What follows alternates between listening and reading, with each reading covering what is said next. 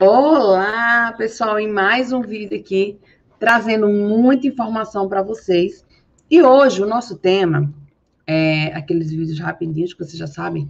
Hoje o nosso tema vai ser carências nos planos de saúde. O que eu quero falar para vocês sobre esse assunto? Porque, olha, todo santo dia, chegam dúvidas dos meus alunos, ou até mesmo lá no Instagram, no nosso canal, sobre carências. Afinal, quando é que essas carências podem ser reduzidas? Quais são os limites máximos? Quando é que podem ser cobradas? Né? Então, hoje eu quero fazer um apuradozinho aqui com vocês sobre isso. Mas, para começar, vamos entender o que é a carência. O que significa o termo carência? Você que quer atuar na saúde, você precisa explicar isso ao seu cliente, porque muitas vezes você vai ser procurado para analisar um contrato de plano de saúde. E aí, a primeira pergunta que teu cliente vai chegar para você vai dizer: doutor, o que é isso? O que são carências? Eu não sei o que isso significa. E aí, o que é que você vai dizer a ele? Olha, e a carência é um período aí no decorrer do seu contrato, do qual a eficácia do seu plano de saúde para certas coberturas, elas vão ficar suspensas. Ou seja, o seu direito de acesso a determinadas coberturas, ele fica suspenso. Tá? Então, você vai ter a obrigação de pagar, mas você não vai ter acesso a alguma dessas coberturas contratuais. Conseguiram entender? Você paga, mas não acessa. Ai, mas será que isso é justo? Sim, minha gente, isso é justo. Por quê? Por que existem essas carências? É simples. A carência, ela permite um saldo positivo do fundo comum, a conservação do plano de saúde, né? Tem de uso mínimo aí pelo usuário, tem esse tempo de uso mínimo pelo usuário, sem nenhum prejuízo, para que haja o quê? Uma fidelização. Por que tudo isso? Porque isso vai trazer um equilíbrio financeiro nesse contrato. Ora, vejam bem, se o plano de saúde não me colocasse uma carência e hoje eu descobrisse, por exemplo, que eu tenho um câncer que precisa de um tratamento ultra caro, eu poderia simplesmente ir lá, contratar um plano de saúde, ter pago uma única mensalidade de, vamos lá, 700, 800 mil reais, e simplesmente, a partir do dia seguinte, começar a utilizar, fazendo tratamentos de 50, 100, 200 mil reais. Será que isso é justo para o plano de saúde? Não, né? A gente precisa lembrar que o plano de saúde é uma empresa privada. Ela necessita ter lucro. Se ela não tiver lucro, gente, ela não vai subsistir ao mercado. Então, a gente precisa que ela tenha lucro, sim. A gente está aqui defendendo saúde, normalmente atuando contra o plano de saúde, mas a gente precisa dele. E a gente precisa dele o quê? Solvente e saudável. Então, a carência é uma forma de garantir isso para o plano de saúde. Tá certo? Vamos recapitular aqui. A gente vai ter diversos tipos de carência. Por exemplo, para você poder compreender esse assunto, anote aí agora o que é que eu vou falar. Pega um papel, pega uma caneta e anote o que eu vou falar.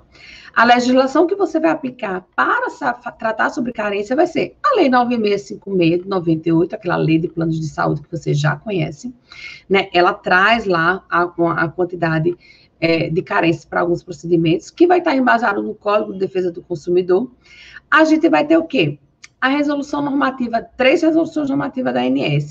A 195, de 2009, que regulamenta a contratação dos planos de saúde. A gente vai ter a resolução 438, de 2018, que vai tratar sobre portabilidade. Por que isso é importante? Calma, a gente vai fazer vídeo aqui só sobre portabilidade. Por quê? Porque na portabilidade a gente tem questões relacionadas à carência para você poder fazer essa mudança de plano. Mas no nosso vídeo sobre portabilidade você vai aprender tudo isso. E a gente tem a resolução normativa 162 de 2007, que trata aí sobre doenças e lesões pré-existentes, tá bom? Mas de forma prática aqui no Vamos Ver, né, que esses vídeos aqui são aqueles vídeos rapidinhos para vocês, quais são as carências que o plano de saúde pode cobrar que o seu cliente cumpra antes de liberar determinados tratamentos. Na Lei 9656 de 98, a Lei dos Planos de Saúde, a gente tem essa diferenciação de cada uma. Então, lá no artigo 11 dessa lei, a gente vai ter o texto dizendo o seguinte: que os planos de saúde não podem impedir o acesso a determinados tratamentos por mais de 24 meses, quando aquele tratamento refere-se a doenças ou lesões pré-existentes. São chamadas aí as doenças pré-existentes. Então, quando você vai ingressar no plano, né? O seu cliente vai ingressar no plano, que ele tem uma doença que ele já tem o diagnóstico, e fiquem aqui atentos, ele precisa ter o diagnóstico. Milena, o que é que isso quer dizer? Isso quer dizer que, se seu cliente ele estava com alguns sintomas, mas ele não tinha diagnóstico fechado, né? Ele não sabia que tinha ainda aquela doença, isso não é uma doença pré-existente, tá bom? A doença, para ser caracterizada como pré-existente, ela precisa ter, o beneficiário precisa ter o conhecimento de que tem essa doença, já ter o diagnóstico fechado, ok? Então, os planos de saúde, ele não pode cobrar mais que 24 meses aí, para você não ter acesso a determinados tratamentos relacionados à doença pré-existente, tá bom? A gente vai ter também o quê? O artigo 12, lá no inciso 5, tem os outros tipos de carência, né? Então, a gente vai ter 24 horas para urgência e emergência, tá bom? Lembrando que o conceito de urgência ou emergência, isso aqui caracteriza o quê? A urgência, ela vai ser aquela situação em que o paciente, o beneficiário, ele pode ou não estar em risco de vida, certo? Iminente, ou seja, ele pode ou não estar em risco de vida iminente, mas ele necessita de um atendimento imediato, tá bom? Por quê? Porque se ele não tiver esse atendimento, ele pode aí sofrer um dano irreparável, tá certo? A emergência, ela se configura com risco de vida iminente, inclusive em complicações gestacionais. E isso, gente, a gente tem a definição também na Lei 9656, quais são os casos de urgência e emergência, tá certo? Então, qualquer situação que esteja dentro de um período de carência, se tornar uma urgência ou uma emergência, essa carência cai para 24 horas. E aí o beneficiário pode ter o atendimento. 300 dias para parto. Por que 300 dias para parto? Porque, em regra, você não pode entrar no plano já grávida, certo? Seu cliente não pode entrar no plano grávida e ter direito aí ao custeio integral do parto, né? Então, o que eles fazem? Eles colocam 300 dias, que é um tempo acima de uma gestação comum, né? De um parto a termo aí, que leva aí, o parto a termo para fins de plano de saúde, para fins de saúde, é considerado aquele parto acima de 37 semanas, tá bom? Então, chegou em 37 semanas de gestação, já é considerado parto a termo. Salvo, gente, em situações excepcionais de urgência ou emergência, porque o que acontece? Muitas vezes a gestante descobre que está grávida, faz o plano de saúde e começa ali sabendo que não vai ter direito ao parto, mas para quê? Para que quando o bebê nasce, ele já tenha um plano de saúde, ela possa fazer alguns exames de rotina, ok, tá certo? Beleza, só que o que acontece? Às vezes ela está com 36 semanas, por exemplo, e simplesmente ela descobre que tem uma bolsa rota, né, que é uma complicação gestacional que pode colocar em risco a vida do bebê, né, e da própria mãe. Então, o que acontece? Ela tem a bolsa rota, entrou em trabalho de parto, porque é uma complicação natural. Ter a bolsa rota, entrar em trabalho de parto, ali no período de 12 horas. Ela precisa fazer o parto, é um parto de urgência, então o plano vai ter que custear, sim, esse parto, tá certo? Então, salvo as exceções aí de urgência e emergência, 300 dias para parto.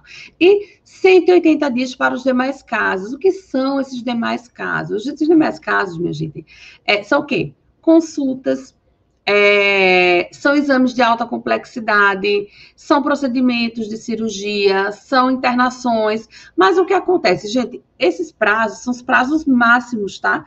Nada impede que o plano de saúde ele faça um contrato onde tem aí coberturas menores, termo de tempos de carência menor. Por exemplo, em regra, a maioria dos planos de saúde eles colocam 30 dias para consulta e não 180 dias, que pela lei, em regra, ele até poderia. Então, se coloca aí, normalmente, 30 dias para você começar a ter direito a consultas eletivas, né? E aí acaba que o beneficiário, tudo que precisa do plano de saúde nesse período, vai para onde? Para uma emergência, tá bom? Então, assim, isso são as carências, né? Que, logicamente, quando a gente for falar lá para frente, em outro vídeo, sobre portabilidade, a gente vai falar a importância aí de cada uma delas, de ter o cumprimento para poder fazer a mudança de plano ou não.